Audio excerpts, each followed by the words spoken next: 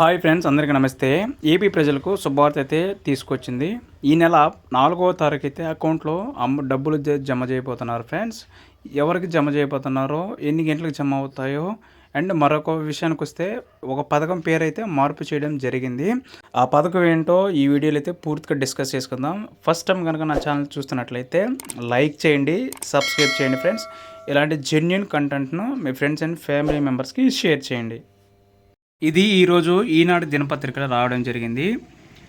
4లోగా అందరి ఖాతాల్లో సాయం జమ కావాల్సిందే. వరద బాధితులకు సాయంలో సాంకేతిక సమస్యలు వెంటనే పరిష్కరించండి. అధికారులకు సీఎం చంద్రబాబు ఆదేశం. వరద బాధితుల ఖాతాల్లో ఆర్థిక సాయం జమకు సంబంధించిన సాంకేతిక సమస్యలన్నీ తక్షణమే పరిష్కరించాలని సీఎం చంద్రబాబు అధికారుల్ని ఆదేశించారు. శుక్రవారం నాటికి అందరికీ పరిహారం పంపిణీ పూర్తి కావాలని స్పష్టం చేశారు. నష్టపోయిన వారిలో ఏ ఒక్కరూ అసంతృప్తితో ఉండటానికి వీల్లేదన్నారు. భారీ వర్షాలు, వరదలతో నష్టపోయిన వారికి ప్రభుత్వం నగదు విడుదల చేసిన సాంకేతిక సమస్యలతో 22,185 మంది లబ్ధిదారుల ఖాతాల్లో జమ కాలేదు. సాయం పంపిణీలో సమస్యలు బాధితులు ఫిర్యాదుపై సోమవారం సచివాలయంలో సీఎం చంద్రబాబు సమీక్షించారు. 602 కోట్ల పరిహారం పంపిణీకి సంబంధించి లబ్ధిదారుల ఖాతాలో 585.59 కోట్లు జమ అయ్యాయి. అంటే 97% మంది ఖాతాలో నగదు జమ చేయడం జరిగింది. ఖాతా వాడకంలో లేకపోవడం, ఆధార్ అనుసంధానం లేకపోవడం, కొన్ని ఖాతాలు క్లోజ్ కావడం, అకౌంట్ నంబర్ తప్పుగా నమోదు కావడం, వివరాలు సరిగ్గా లేకపోవడం తదితర సాంకేతిక సమస్యల కారణంగా 22,185 మంది ఖాతాల్లో సాయం జమ కాలేదు. బ్యాంకుకు వెళ్ళి ఈకేవైసీని పరిశీలించుకోవాలని వారికి సూచించింది.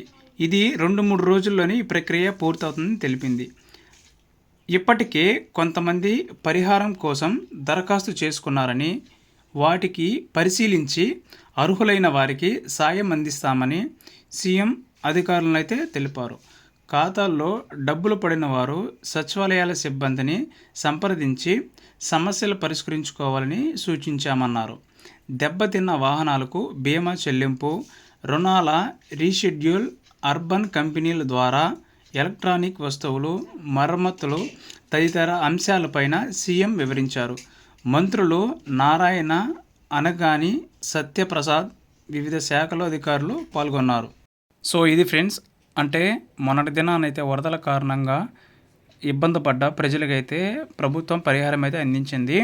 కొంతమందికి అయితే ఈ అకౌంట్లో ప్రాబ్లం వల్ల అయితే జమ కాలేదు.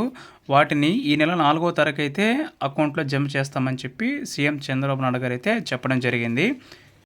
ఇక ఒక పథకం పేరైతే మార్చారు. అది జగనన్న తోడు పథకం పేరు మార్చారు.